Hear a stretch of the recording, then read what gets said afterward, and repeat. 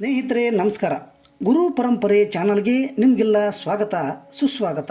ಬಂಧುಗಳೇ, ಈ ವಿಶ್ವದಲ್ಲಿ ನೂರಾರು ದೇಶಗಳು ಇವೆ, ಸಾವಿರಾರು ಭಾಷೆಗಳು ಇವೆ, ನೂರಾರು ಧರ್ಮಗಳು ಇವೆ, ಕೋಟಿಗಟ್ಟಲೆ ಜನರು ಕೂಡ ಇದ್ದಾರೆ. ಆಯಾ ದೇಶದ ಸಂಸ್ಕೃತಿಗೆ ತಕ್ಕಂತೆ ಆಚಾರ ವಿಚಾರ ಪರಂಪರೆಗಳು ಭಿನ್ನ ಭಿನ್ನವಾಗಿರುತ್ತವೆ. ಆದರೆ ಇವೆಲ್ಲ ಧರ್ಮಕ್ಕೂ ಮೂಲವಾಗಿರೋದು ಸನಾತನ ಹಿಂದೂ ಧರ್ಮ.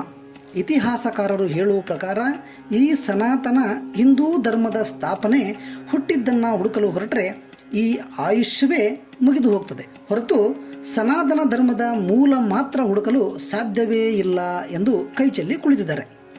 16ನೇ ಶತಮಾನದ ಫ್ರೆಂಚ್ ದೇಶದ ಕಾಲಜ್ಞಾನಿ ನಾಸ್ಟ್ರಾಡಾಮಸ್ ಹೇಳೋ ಪ್ರಕಾರ 1000 ಧರ್ಮಗಳು ಹುಟ್ಟಿ 1000 ಧರ್ಮಗಳು ಅಳಿದರೂ ಕೂಡ ಸಾವಿಲ್ಲದ ಅಳಿವಿಲ್ಲದ ಧರ್ಮ ಸನಾತನ ಹಿಂದೂ ಧರ್ಮ ಮಾತ್ರ ಎಂದು ಬಣ್ಣಿಸಿದ್ದಾರೆ. ಕೆಲ ಶತಮಾನಗಳ ಹಿಂದೆ ಈ ವಿಶ್ವದ ತುಂಬೆಲ್ಲ ಹಿಂದೂ ಧರ್ಮವೇ ಇತ್ತು ಎಂಬುದು ಕೆಲವು ಗ್ರಂಥಗಳಿಂದ ತಿಳಿದು ಬರುತ್ತದೆ. ಹಲವಾರು ದೇಶಗಳಲ್ಲಿ ಭಗವಾನ್ ಶಿವನ ಹಾಗೂ ವಿಷ್ಣುವಿನ ಮತ್ತು ಹಲವಾರು ದೇವತೆಗಳ ಮೂರ್ತಿಗಳು ಈ ಭೂಮಿಯಲ್ಲಿ ಸಿಗುತ್ತಿರುವುದನ್ನು ನಾವೆಲ್ಲ ಗಮನಿಸಿದ್ದೇವೆ. ಇದರಲ್ಲಿ ಗಮನಿಸಬೇಕಾದ ಅಂಶ ಏನಂದರೆ, ಸಾವಿರ ವರ್ಷಗಳಿಂದ ಇಂದಿನವರೆಗೂ ಕೂಡ ಸನಾತನದ ಆಚರಣೆಗಳಲ್ಲಿ ಯಾವುದೇ ಬದಲಾವಣೆಗಳು ಕಂಡುಬಂದಿಲ್ಲ. ಇದಕ್ಕೆ ಪ್ರತ್ಯಕ್ಷ ಉದಾಹರಣೆ ಅಂದರೆ ಈಗ ಸದ್ಯ ನಡೆಯುತ್ತಿರುವ ಮಹಾಕುಂಭಮೇಳ. ಈ ಮಹಾಕುಂಭಮೇಳಕ್ಕೆ 100 1000 ಲಕ್ಷವಲ್ಲ, ಕೋಟಿಗಟ್ಟಲೆ ಜನಸಂಖ್ಯೆಯಿಂದ ತುಂಬಿ ತುಳುಕುವ ಜನಸಮೂಹ ಈ ಮಹಾಕುಂಭಮೇಳ. ಇದರ ವಿಸ್ತಾರವು 4000 ಹೆಕ್ಟೇರ್ನಷ್ಟು ಈ ಕಾರ್ಯಕ್ರಮ ನಡೀತದೆ. ಜಗತ್ತಿನ ಚಿಕ್ಕ ದೇಶ ವ್ಯಾಟಿಕನ್, ಇದರ ವಿಸ್ತೀರ್ಣ ಇರೋದು 42 ಹೆಕ್ಟೇರ್ ಮಾತ್ರ. ಅಂದರೆ ನಾವು ಈಗ ಈ ಕುಂಭಮೇಳದಲ್ಲಿ ನಡೀತಿರೋದು 82 ವ್ಯಾಟಿಕನ್ ದೇಶದಷ್ಟು ವಿಸ್ತೀರ್ಣವನ್ನು ನಾವು ಕಾಣಬಹುದು. ಹಾಗೆಯೇ ಈ ಮಹಾಕುಂಭಮೇಳದ ಒಂದು ಅಂದಾಜಿನ ಪ್ರಕಾರ ಇದರ ಖರ್ಚು ಒಟ್ಟು 7,000 ಕೋಟಿ ಅಂತ ಹೇಳ್ತಾ ಇದ್ದಾರೆ. ಕೋಟಿಗಟ್ಟಲೆ ಜನರು ಉತ್ತರ ಪ್ರದೇಶದ ಪ್ರಯಾಗ್ರಾಜ್ನಲ್ಲಿ ಪವಿತ್ರವಾದ ತ್ರಿವೇಣಿ ಸಂಗಮದಲ್ಲಿ ಅಮೃತ ಸಮಾನವಾದ ಪುಣ್ಯ ಸ್ನಾನವನ್ನು ಮಾಡಿ ತಮ್ಮ ಜನ್ಮವನ್ನು ಪಾವನವಾಗಿಸಿಕೊಳ್ಳುತ್ತಾರೆ. ಈ ಮಹಾಕುಂಭಮೇಳಕ್ಕೆ ಯಾಕಿಷ್ಟು ಮಹತ್ವ ಅಂದರೆ, ಇದು ನಡೆಯುವುದು ಬರೋಬ್ಬರಿ 144 ವರ್ಷಕ್ಕೊಮ್ಮೆ ಮಾತ್ರ. ಅಂದರೆ ಈ ಕಾರ್ಯಕ್ರಮವನ್ನು ಈ ಹಿಂದೆ ನೋಡಿದವರಾರೂ ಈಗಿಲ್ಲ, ಈಗ ನೋಡಿದವರು ಮತ್ತೆ ನೋಡಲು ಸಾಧ್ಯನೇ ಇಲ್ಲ. ಯಾಕಪ್ಪ ಅಂದರೆ ಇದು ನಡೆಯೋದು 144 ವರ್ಷಕ್ಕೊಮ್ಮೆ ಮಾತ್ರ.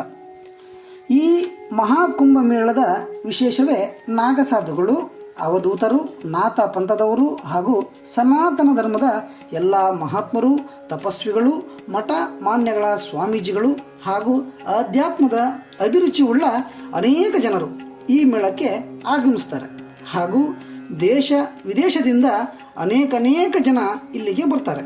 ಈ ನಾಗಸಾಧುಗಳ ಬಗ್ಗೆ ಹೇಳೋದಾದರೆ, ಈ ನಾಗಸಾಧುಗಳು ತಪಸ್ವಿಗಳು ಈ ಕುಂಭಮೇಳಗಳಲ್ಲಿ ಮಾತ್ರ ಕಾಣಿಸ್ತಾರೆ. ಮೈತುಂಬ ಬೂದಿ ಬೆಳೆದುಕೊಂಡು ಉದ್ದವಾದ ಹಿಕ್ಕುಗೊಟ್ಟಿದ ಜಡೆಗಳಿಂದ ಕೂಡಿರ್ತಾರೆ. ಕೆಲವರು ಪೂರ್ಣ ಬೆತ್ತಲೆಯಾದರೆ ಕೆಲವರು ಕೌಪೀನವನ್ನು ಮಾತ್ರ ಧರಿಸಿ ಕೈಯಲ್ಲಿ ತ್ರಿಶೂಲ, ಢಮರು, ರುದ್ರಾಕ್ಷಿಗಳ ಮಾಲೆಗಳನ್ನು ಧರಿಸಿ ಭಸ್ಮಭೂಷಿತ ಶಿವನಂತೆ ಕಾಣುತ್ತಾರೆ. ಈ ಮೇಳ ಮುಗಿದ ನಂತರ ಅವರು ಗಿರಿ, ವನ, ಪರ್ವತಗಳಲ್ಲಿ ಹೋಗಿ ನಿರ್ಜನ ಪ್ರದೇಶಗಳು ಹಾಗೂ ಗುಹೆಗಳಲ್ಲಿ ವಾಸ ಮಾಡ್ತಾ ತಮ್ಮ ಆಚರಣೆಗಳನ್ನು, ಯೋಗಾಭ್ಯಾಸಗಳನ್ನು ಮಾಡ್ತಾ ಗೆಡ್ಡೆ ಗೆಣಸುಗಳನ್ನು ತಿನ್ನುತ್ತಾ ಜೀವಿಸ್ತಾರೆ.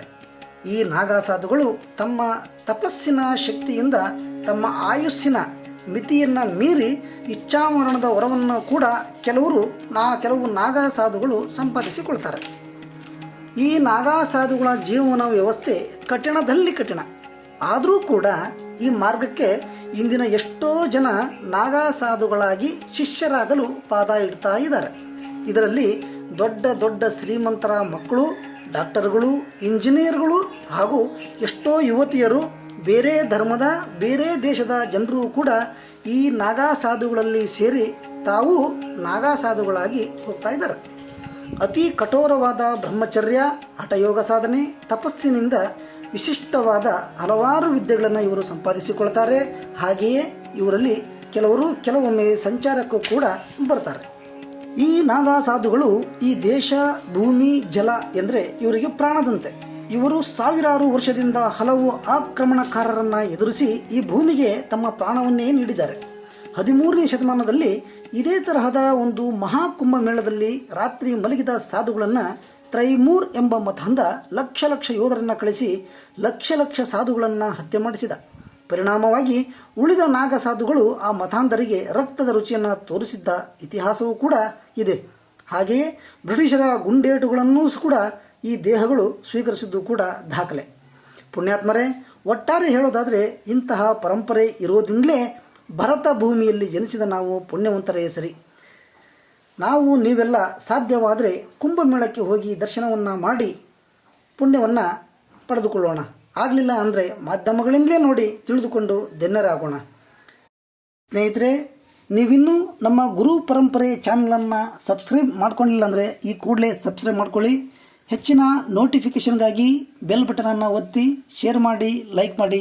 ನಮಸ್ಕಾರ.